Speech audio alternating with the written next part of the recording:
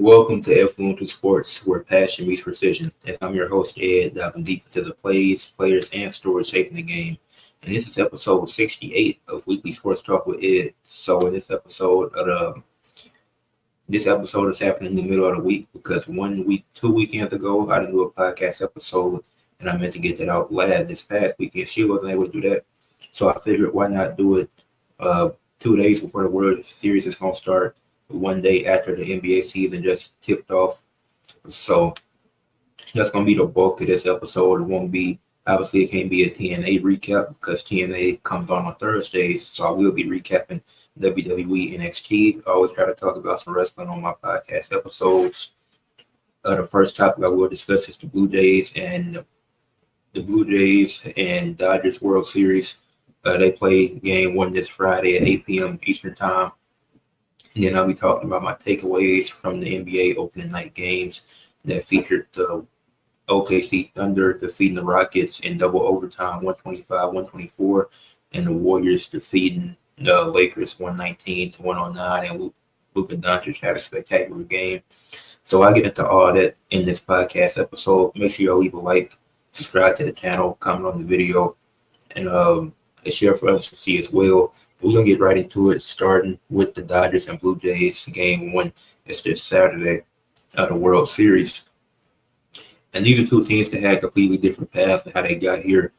And I think I'm going to start with the Blue Jays and talk about them first and talk about how they got here, talk about what I think they can do in this World Series because their playoff run consisted, they were the first seeded team in the American League, so they got a first round bye. Did not have to play in the wild card round. Then they just dominated the Yankees 3-1.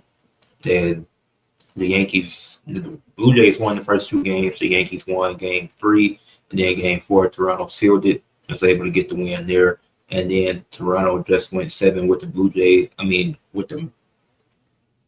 Blue Jays just went 7 with the Mariners, who were up 2-0 in the American League Championship Series, and they were able to overcome that and win the series in 7 games, winning multiple games in a row down the stretch.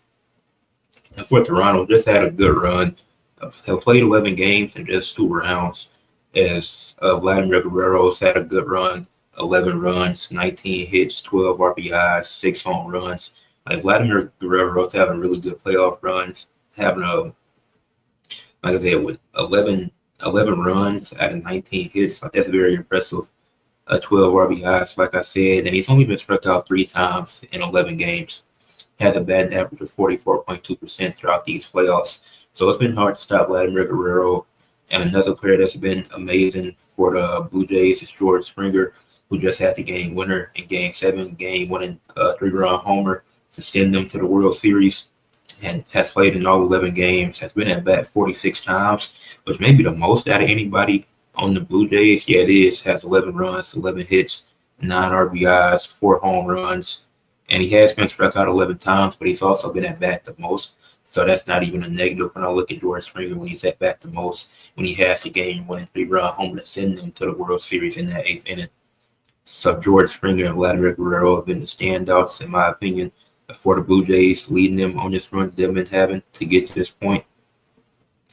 It was Clement. He's been at bat 42 times. Nathan Luke's been there 39 times. Varsho's been there 44 times.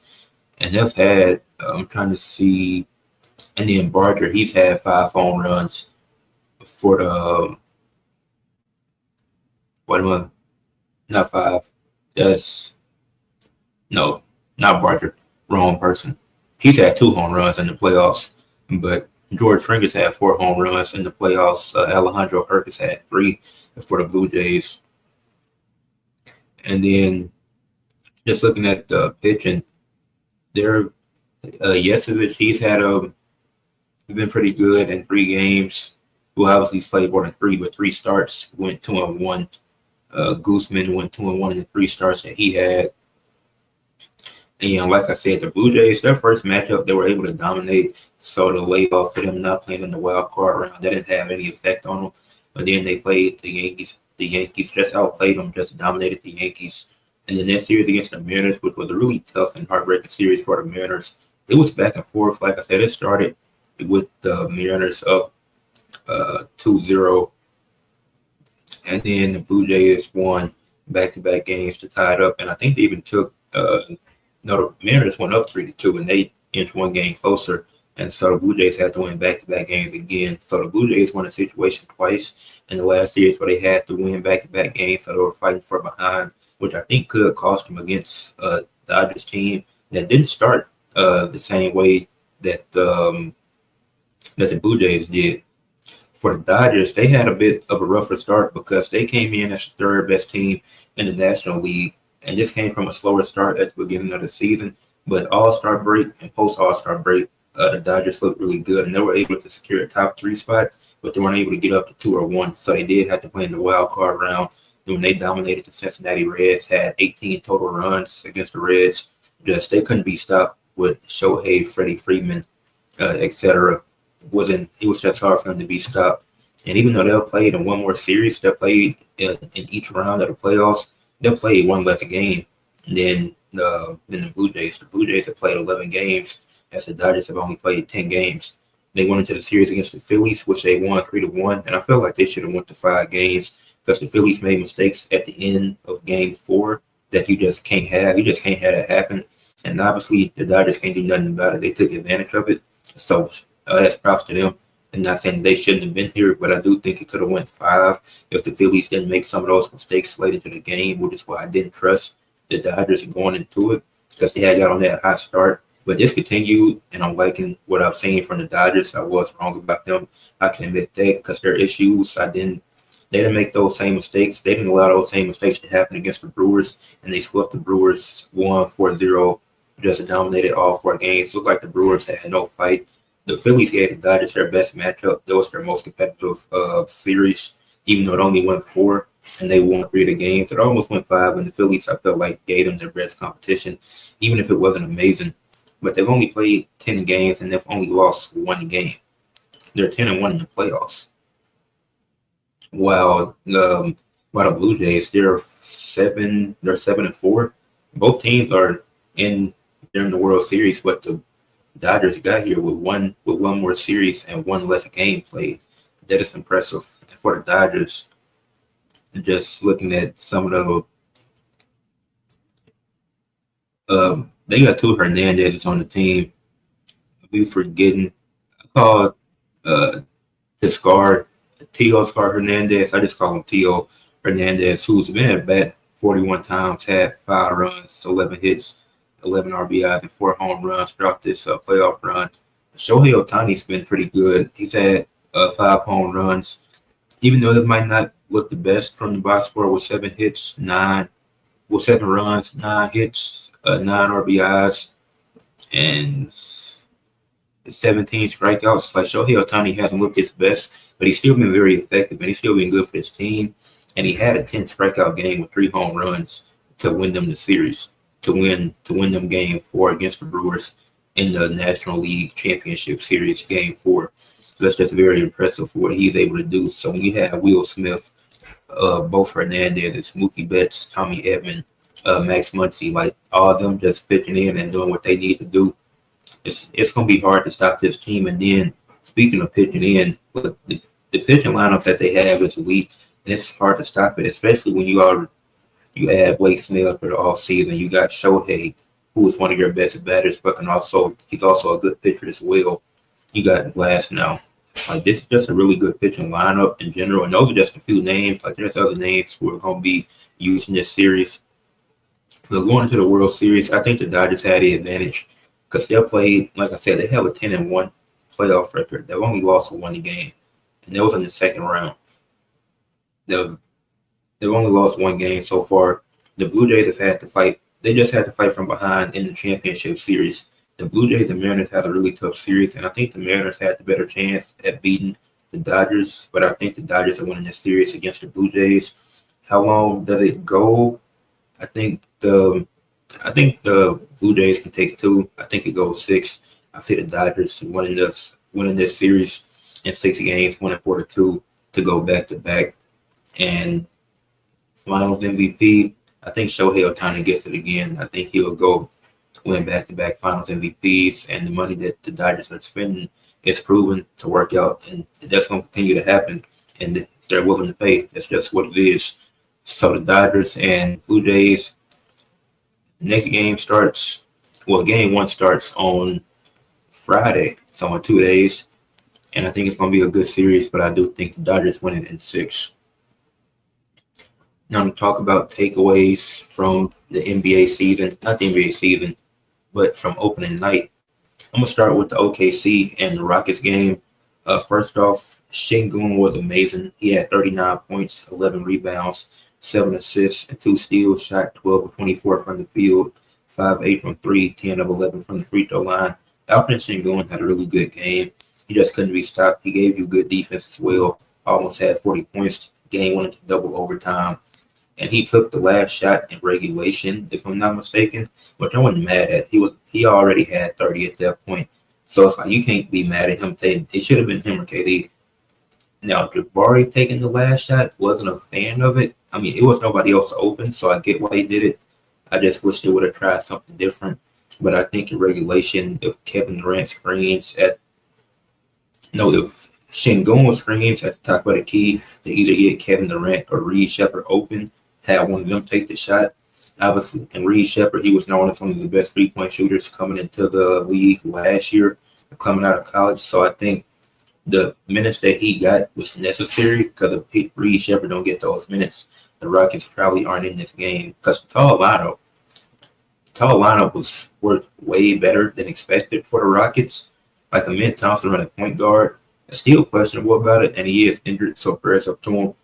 But it's still questionable because your primary playmaker is your center, Şengün, and your secondary playmaker is your small forward, or your shooting guard, actually, in Kevin Durant. Which that can't be the case. Your point guard has to be one of your top 2 playmakers. And Amin, he's a good passer, but he's still developing as a playmaker. And that's not a discredit to Amin Thompson because he's not used to playing the point guard. He's transitioning to a new role that he wasn't expecting to play this year due to Fred VanVleet's ACL tear. So that's not on a man. Like he's being forced into a role that he's never had to play before. It's something that hasn't been expected out of him to be the primary playmaker and ball handler. And then it worked for the most part, but that seemed to be him being the primary ball handler was worked for the most part. But Şengün was the primary playmaker, and he has been what else been in Houston together. So Şengün, like you can pull off like Jokic is the primary playmaker in Denver, but you also have Jamal Murray, who's a secondary playmaker, and he's the point guard, so they can offset each other. Like that's hard to do when it's your center and your shooting guard as your top 2 playmakers and not your point guard, because you don't have a traditional point guard. Like can Reed Sheppard be that? We don't know. He had 4 assists, but is Reed Sheppard a great playmaker? Is he a good playmaker yet? This is second season, so he's still developing. So can you put him into that role just yet? I don't think so. Kevin Durant might have to play point guard, even he playing shooting guard. So the Rockets, they're gonna have to make changes, especially now with the men out. Like I said, I don't know how long the injury is. Hopefully it's not nothing that keeps them out a while. But what do you do now? And it's like Jabari Smith 2 fouls in the first quarter. You bring in Tari Eason instead of Reed Sheppard. That's when I bring in Reed Sheppard instead of Tari Eason. But my takeaways from the Rockets in this game, I would say the point guard problems are very evident, as it showed last night. And I already made a post about it, and I just mentioned it here. The point guard problems are very evident. So that's my number 1 takeaway from the Rockets. Number 2 for the Rockets, and I'm going to cover OKC too. Number 2 takeaway for the Rockets is the defense is amazing.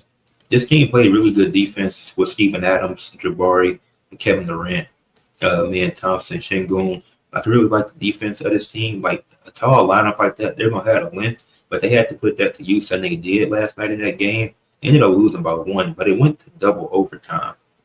Because going into the first overtime, it was 104-104. So it wasn't a high-scoring game. It wasn't a high-scoring game going into that. Even after the 2 overtimes, it was only 125-124. So OKC scored 21 points in 2 overtimes, while the Rockets scored 20 points in 2 overtimes. So this wasn't a high-scoring game at all. the Rockets play good defense, and it's due to that length because it's so like their switching ability is so great. So I really enjoy what I saw from the Rockets defensively. That's my second takeaway.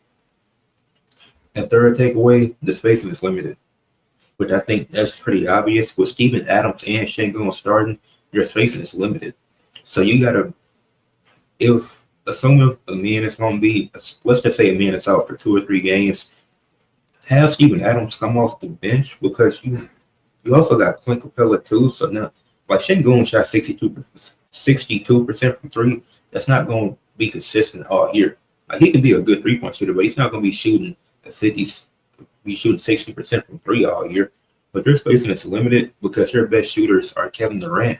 That's your only good shooter, only good jump shooter, because you're hoping that a man develops more of a mid-range shot. You're hoping that Şengün continues shooting a three more.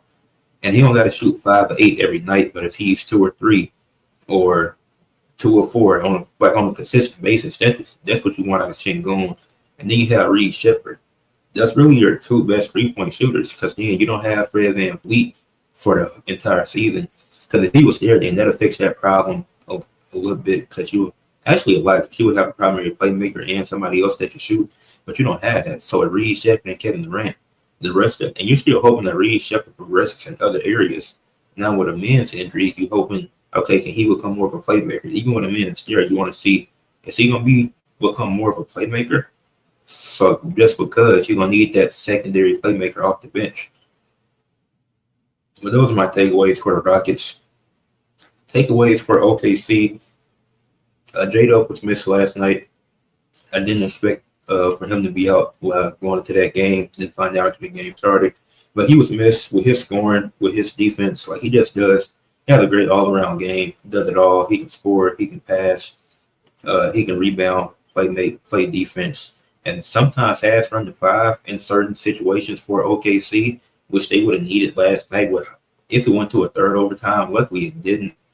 But J-Dub was missed because this game probably doesn't go to overtime. You also had, even when Chet fouls out, you could still rely on J-Dub because Chet fouled out and you didn't have him for that entire second overtime. And then Isaiah Hartenstein fouled out in the second overtime.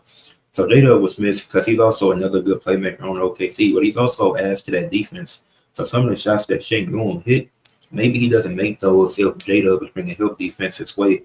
Maybe J-Dub forces a few turnovers, which I think he could. No matter who he's guarding. Because Kevin Durant, he had 23. J-Dub probably would have been on Kevin Durant. And he probably could still get those 23 points even with J-Dub guarding him. But maybe it's 15 or 16 because in the second half, the Rocket, Kevin Durant didn't shoot much. He shot 2, not in the second half. But from the fourth quarter to overtime, Kevin Durant took 2 shots. He made both of them, but he only took 2 shots. So he probably would have put J-Dub on Kevin Durant to stop him from getting the ball, and he would have finished with 19 or 18 points if he had J-Dub guarding him. So J-Dub was definitely missed for OKC. They still would have won because they were able to win without him, but it showed last night that they still need J-Dub and how valuable he is to the team. Number 2 takeaway, I would say for OKC, Shea still looks like an MVP. He proved why he won MVP, Finals MVP, and was a scoring champion last year. Had a great game, got the isolation on Kevin Durant, and SGA is cooking anybody in that situation. Just because Kevin Durant did a pretty solid job guarding him, but got him up in the air. Shea drew the foul. There's nothing you can do about that. That's just a phenomenal play by Shea. Nothing else you can do about that. And a third takeaway. Oh yeah, as I mentioned with the bigs, with Isaiah Hartenstein and Chet, this team needs a third center. They need a third big man because I don't think Jalen Williams, light-skinned Jalen Williams, I don't think he can be that. He's more of a forward, but I don't know, he can't guard certain 5s. Like I can't see him guarding Şengün. Like you need a bigger 5 that could be like a third to 5 to come off the bench because you starting Chet and Isaiah Hartenstein, which you can't do. You can do it for certain games. For this game, it made sense, but you can't do that consistently throughout the season. I feel, and obviously it was due to J-Dub's injury, so that's going to be important to have him back. But in certain, you're going to need another big just in case. Like the Rockets, they got Şengün Steven Adams and Capella. They have three bigs just in case if somebody gets hurt. They have two other guys they can rely on, and obviously two of those guys aren't as good as one or the other, but they're still very impactful in very different ways. So I think they're gonna need to find a third center through the buyout market and or somebody that's just a free agent right now that you won't have that you can give a minimum to and they can come in and make an impact. But those are my takeaways from the OKC versus Rockets game. The Lakers and the Warriors game. I'll start with my Lakers. Luka looked amazing, and I predicted this that Luka would have. I said that he would have a triple double. He was one assist away from it. But he had 43 points, 12 rebounds, 9 assists, 2 steals, and a block. Went 17 of 27 from the field, 2 of 10 from 3, and 7 of 10 from the free throw line. The Lakers lost this game by 10. Luka looked great. It was not much more Luka could have did. Probably could have made 2 more threes. A 4 or 10 from 3 is preferable. But even then, still would have lost even with that. But Luka had a great game just overall. I gave effort on defense, more effort than I'm used to Luka showing. So I think that was a good sign. Playmaking is always going to be there. Primary playmaker or secondary. He's always going to have that in his bag. Did a great job last night. Played a little bit of deep. Like I said, I enjoyed the effort he was given on defense. But that's the main takeaway from the Lakers game. Number 2, I would say, the lineup is weird. I didn't understand the point of having Gabe Vincent at the 2 to start the game and not put Vando in. Because Vando, he played, but he didn't start. So I didn't get that decision by J.J. Redick. I know LeBron's out till mid-November, but we can't be in a situation where we're testing lineups. That just felt like something you want to test out. That was a terrible decision. Gabe Vincent starting and having Reeves at the 3, Rui at the 4. That didn't make any sense to me at all. So I'm kind of confused on what the lineup situation is and what we're doing because it don't make sense at all to me. And then third quarter. The third quarter woes already. That's amazing. That's what you don't need. You don't need, and obviously LeBron is missed because we missing another playmaker, missing scoring, missing rebounding. Like all that is missed when you don't have LeBron. That's all that is missed when you don't have LeBron on the team. Because if Luka and LeBron is playing, it don't matter who's the primary or secondary playmaker. Because at the end of the day, they're both top playmakers in the league, so they can both feed off each other. LeBron can be the playmaker A on one night, and he can be the playmaker B on some nights. And it just worked out perfectly with Luka being there. But LeBron was heavily missed for the Lakers and will be for a good portion of it. I know that's basic takeaways from the Lakers game, but that's really what it came down to last night. And for the Warriors, I enjoyed. I'm gonna say that for last. Jimmy Butler. Shout out to Jimmy Butler. He had 30 something points last night. He had 33, I think. Got to the line 16 times. And the reason why I'm saying this out is because getting to the line is an art. Whether people want to hate on it or stuff, getting to the line is an art. And he got to the line 16 times. He was able to draw the contact. He was able to get the foul calls, and he made all 16 of his free throws. That's one thing that Shea wasn't able to do in the OKC game, is he went 10 or 14 from the line, which was surprising for a really good free throw shooter in Shea in an OKC game.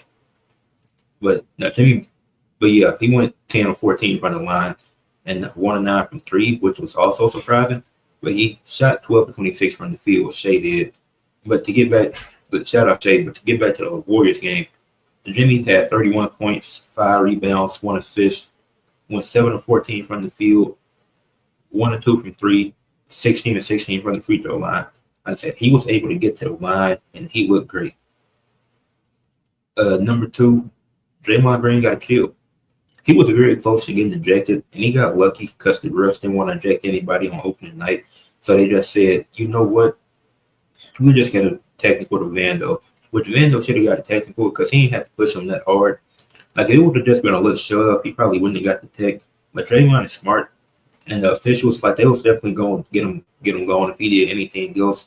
Because they already got a tech earlier from yelling on the bench at the referee. So Draymond couldn't afford to pick up another technical in that game. But Draymond got a chill. 6 minutes into the season, you have a technical. Then in the second quarter, you're down there about to get another one. Like, you just can't get ejected the Warriors got to avoid situations like that because it's 16 technicals before you get a 1-game suspension. He already has the most technicals in the NBA. Obviously, it just started.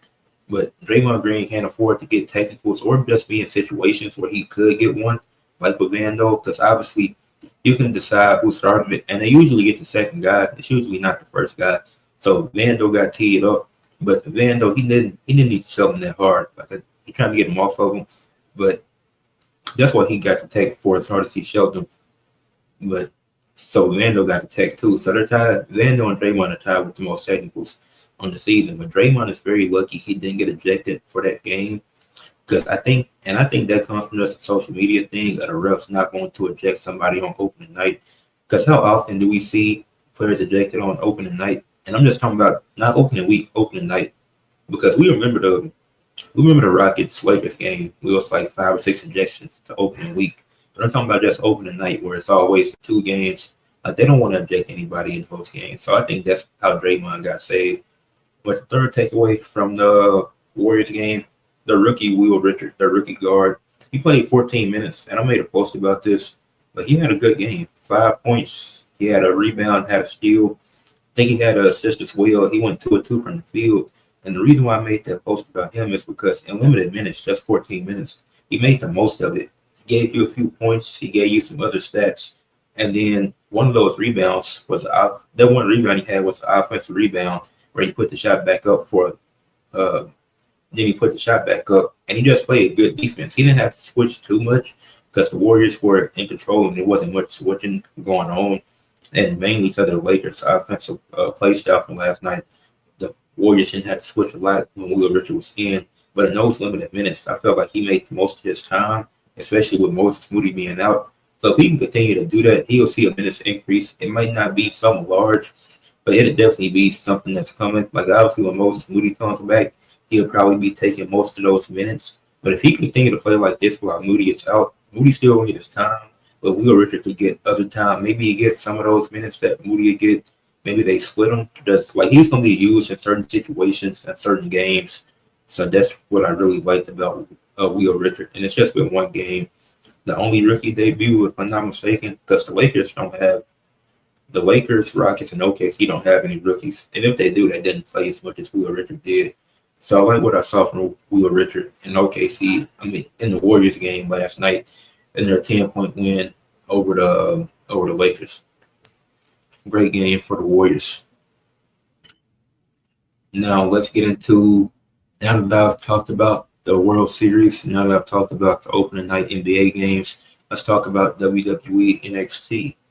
The show started with the Cullen. They had a promo. It was mainly Tatum Paxley talking, building up hype for her match with JC Jane. And then Fatal Influence came out there. They interrupted. And then they were calling Eddie Dame a babysitter, which was kind of funny.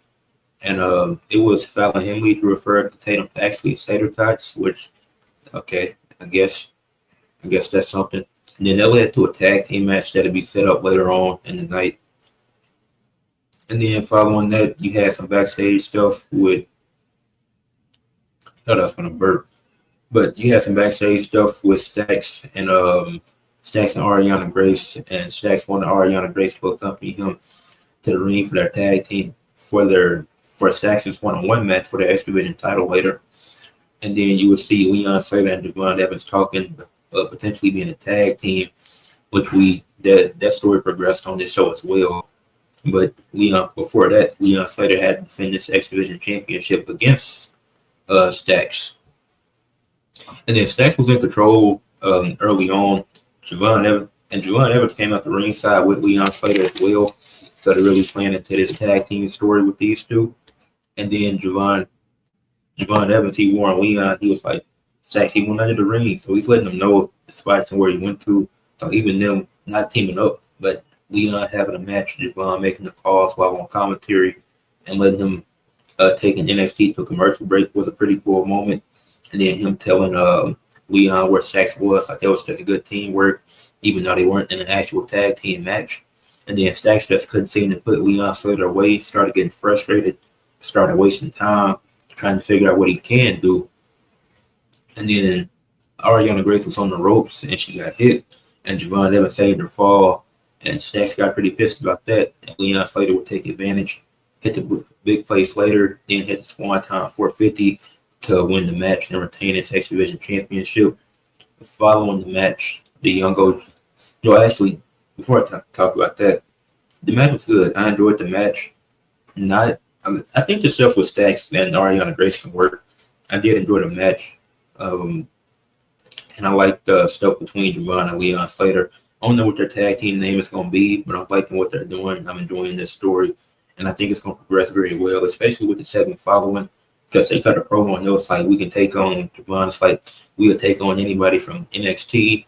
Leon, it's like, we'll take on anybody from TNA. Then Javon, it's like, we'll take, what's that other? And then he gets interrupted, and then Mr. Iguana, his music hits. He come out there with a parka, and then obviously, so they set up a tag team match with them. And Mr. Iguana and the Parker, they was like, we just spoke to Ava. We got a tag team match set up for Halloween Havoc. It's going to be us two representing AAA to take on WWE and TNA and Javon Evans and Leon Slater. So that's going to be a cool tag team match. So Halloween Havoc going to feature NXT, TNA, and AAA, which is really cool. Glad to see that. The way that these three have been working together, I think it's going to be cool. Obviously, I still have my thoughts and reservations about the TNA partnership, but I am liking this story with Javon and Leon Slater, and I do like that they're getting AAA involved. Now, who wins the match? Javon should probably win it. Javon and Leon will probably win it. And it's going to be a good match. I'm excited for it. Excited to see what this match is going to bring at Halloween Havoc. But this should probably be a kickoff show match, because there's no story behind this. It's just two companies teaming up with each other to take on one company. It needs to be more of a story, because it's this weekend, so we don't really have a reason for why it's happening. We ain't getting no build up, really. We just got to build up Leon and Javon as a tag team, but not for them to determine their tag team partners. I mean, their opponents, not partners. And then following that, you had a speed tournament match, which that's a 3-minute match between Zachary Wentz and Jasper Troy. Jasper Troy won in 2 minutes and 4 seconds. Good win, Jasper. But I'm surprised they still have stuff for Jasper to do. But for a big guy like that, him in the speed tournament, I like it because his whole purpose is to use power. He's using his power to win. He's not the fastest guy, but if he can just dominate the match and take control of his opponent, then he can easily win. And he was able to do that versus Zachary Wentz. Zachary Wentz got no offense in. He tried to fight back a little bit, but nothing was happening. So Jasper Troy ended up getting the win. Following that, you had Kalani Jordan getting kicked out of the locker room. And the first person that she saw was Lola Vice, who Lola Vice was like, you pick TNA. So, which this was a cool segment because she did pick TNA and she's never been accepted by the locker room. And she got kicked. Lola Vice might have been the only person that accepted her. And that one decision probably changed everything. So now she don't have any allies in NXT for teaming up with TNA. And then Jordan Grace, she tried to console her. She was like, y'all would have did the same thing if y'all was in her shoes. And then Grace, then Kalani Jordan, she was like, I don't want you to back me up. I can handle my own battles. So it's going to be a story between Kalani and Jordan Grace, which I'm here for. That'll be a cool match to see for the Knockouts Championship. Kalani should get the win, but I do like what they're doing with those two. It's been interesting. Dark State cut a promo. It was all right, I guess. And it got interrupted by the Hardy Boys, who are broken once again. So the Broken Hardys, so they're having a broken rules match at Halloween Havoc. But this segment was all right. I like what the Hardys did. The Dark State was all right. I wasn't a fan of it, to be honest. It wasn't terrible, but I wasn't the biggest fan of Dark State's promo. But a promo that had significance that actually mattered. Sol Ruka is injured, so prayers up to Sol Ruka. I don't know how long she's out. I'm pretty sure it's real because she got injured. Since she got injured on SmackDown and she was seen limping after the match, so I don't think that'll be a storyline. And she can't defend the North American Championship. She was like, I want to put it in a ladder match. And then Blake Monroe, she interrupted. And she was like, I was already the number one contender. So why am I not next in line for the title? Then Zarya interrupted. She was like, "That's not how things work around here. We don't just hand out title shots." And she was like, "So I'll defend the title for you." And Abel was like, she likes the idea, but Blake Monroe hated the idea. Abel was like, "This is my show. I like the idea, but it all depends on what the champion says. So do you agree?" And then so Ricochet looked at Zarya and she was like, "It's nobody that I trust more than you." So yeah, I agree to it. But make it official. Blake Monroe and Zarya at Halloween Havoc for the NXT Women's North American Championship. So this was the one way for Zarya to get a championship, I guess. I guess the split won't be happening. But I'm actually not even mad at that. I like this. I think this is a good idea, actually. And then Zarya, I don't know who wins though. That's the only problem. But but Blake Monroe don't need a mid card title. I think Zarya could win. Maybe Jordan Grace could cost her because I don't know if that story's over yet. Because I know Blake won at No Mercy, I think. Well, actually, I don't know who. I think they had a match No Mercy, but I forget who won. But I don't know. Maybe but Jordan Grace got something going on too, so maybe they might abandon that story. But who knows? I don't know what's gonna happen, and that's probably a good thing. I think I'm more excited that I have no idea what's gonna happen and that it's not obvious because Zarya's defending it and so is Honor. But Blake Monroe, he still hasn't won a championship yet. So who knows what could happen. The Sean Legacy versus Axiom in another speed tournament match.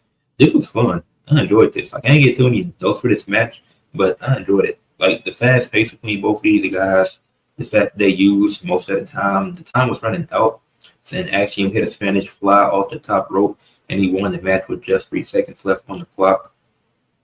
So them getting down and realizing Sean Legacy really cost himself by looking back at the clock, which he knew that he had to be more urgent and pick up the urgency in the match, but it still cost him by looking back. If he would have just, man, he probably would have lost anyways. But Axiom ended up getting the win. I enjoyed the match. It was fun. Dr. Wagner and Ethan Page had one final promo. That was cool. I didn't really pay attention to it. I just needed Ethan Page to retain. Hank and Take had a match against OTM, who just returned last week. This was a solid match. OTM got the win. Looked like a good tag team. Attacked the post match. Nobody came out there to help him. So I was like, okay, that's cool. Rhea St. Clair was on the phone while Lash Legend was backstage, and then once Rhea got off the phone, she was trying to ask Lash for advice. Lash wasn't really going for it, and then Kendall Gray, the new Evolve Women's Champion, she came and she interrupted. She was like, "You're not going to disrespect nobody." So Kendall Gray was talking to Lash kind of crazy for somebody that's in Evolve, but I guess it was a cool segment though. I did like the segment. It was interesting. Kendall Gray's woman that just beat Callie Armstrong recently, and so they got planned. I feel like Callie Armstrong could be a star, and if they let Kendall Gray take it off over, I'm sure they believe Holly and Kendall Gray as well. I have seen a bit of Kendall Gray's work. I do enjoy what she does, and this segment was pretty cool. Like it might not lead to nothing, but the tag team match next week, maybe Lash find a partner. It could be maybe her and Jakar or Mars Sade team up again with the partnership that TNA and WWE has. They could do something.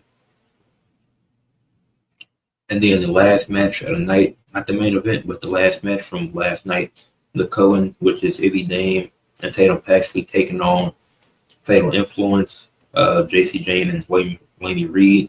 And Scott Henley sat on the outside. She didn't want to compete. And then she wasn't part of the match. It ended with JC Jane pinning Tatum Paxley, which was interesting because you could have protected both of them by not having the champion or challenger take the pin. But yeah, I guess it is what it is. And then after the match, Izzy Dane got jumped by Fatal Influence. She was taken out. And then they tried to do the same thing to Tatum Paxley, who went 1-on-3 and took all of Fatal Influence out and stood tall with the title.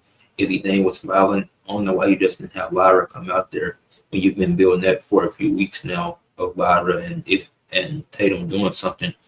Could have did that would have made more sense than Tatum just taking out 3 people, the same 3 that just jumped Izzy Dane and took her out. Okay. And then Trick Williams and Ricky Saints had their contract signing for the NXT Championship match that they'll have this weekend. Trick said he'd do whatever it takes. He's gonna do what's best for him. He's not doing what's best for anybody else. He's doing what's best for him. Then Ricky Saints, he was questioning if Trick Williams ever wanted to be here. He's looking for an easy way out, this and that. And then he also says that Trick would have folded if he was in the Indies. I don't know about that because Trick just had an amazing run with the TNA World Championship. So I don't like hypotheticals being used in general, but then using it for a storyline as if, oh, because I granted on the Indies, you can't. But that's stupid. He just had a better run than Ricky Saints you've ever had in your career. Like Trick Williams is a 2-time NXT champion, 1-time North American champion, 1 tag gold if I'm not mistaken, and just held the TNA World title and had a great reign, had multiple title defenses, told good stories. Like I don't know what more you could ask for. Like certain indie runs, certain indie runs that are legendary, but Ricky Saints isn't one of those. Ricky Saints doesn't have a legendary indie run. His best run has been in WWE. You can argue that Cody Rhodes or Matt Cardona, that they had their best runs in the indies and they still have good runs now. Cody had a good run on your turn.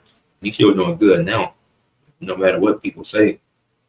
But having a better, I know Ricky Saints in AEW he didn't do any, when he was Ricky Saints in AEW, that wasn't better than what Trick Williams just did in TNA.